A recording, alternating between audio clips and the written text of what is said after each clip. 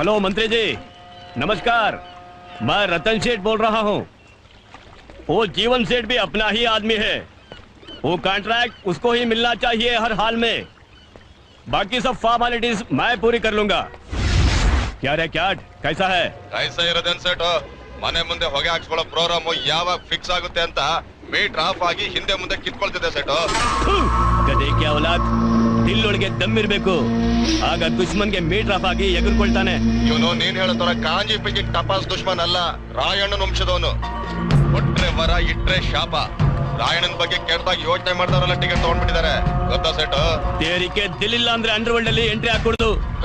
Set, ಎಲ್ಲೋ ನಿನ್ ಹೆಸರು ಮೇಲ್ಗಡೆ ಎಂಟ್ರಿ ಆಗಿರ್ಬೇಕು, ಅದಕ್ಕೆ ಇಷ್ಟೊಂದು ಎಗರಾಡ್ತಿದ್ಯಾ? ಬೇಟಾ ಕುಡ್ದು ಪಾಚ್ಕೋ.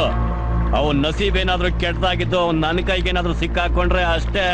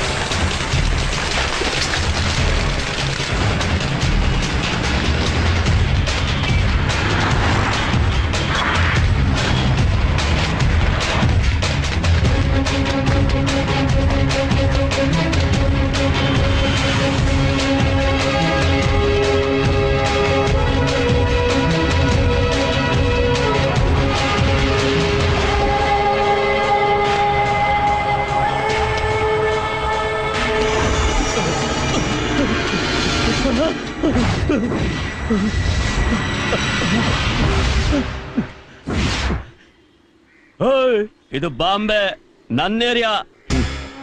ನಿನ್ನಂತ ಪುಡ್ಗೋಸಿ ಪುಡಿ ನಾಯಿಗೆ 10x10 ಕಣೋ ಏರಿಯಾ ಅಡ್ಡ. ಆದ್ರೆ ನನಗೆ ಇಡೀ ಕರ್ನಾಟಕನೇ ಏರಿಯಾ, ಇಡೀ ಇಂಡಿಯಾನೇ ಅಡ್ಡ.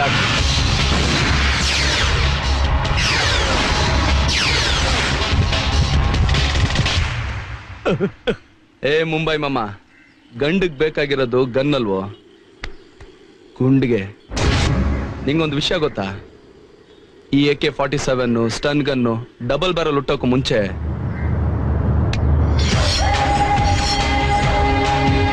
ಈ ಕಲಾಸಿ ಪಾಳ್ಯ ಲಾಂಗ್ ಹುಟ್ಟಿಸಿದ್ದು. ಈಗ ನಿನ್ ಗನ್ ಪವರ್ ಅನ್ನೋ ಮುಗೀತು. ಈಗ ಸ್ವಲ್ಪ ನನ್ನ ಲಾಂಗ್ ಪವರ್ ನೋಡು.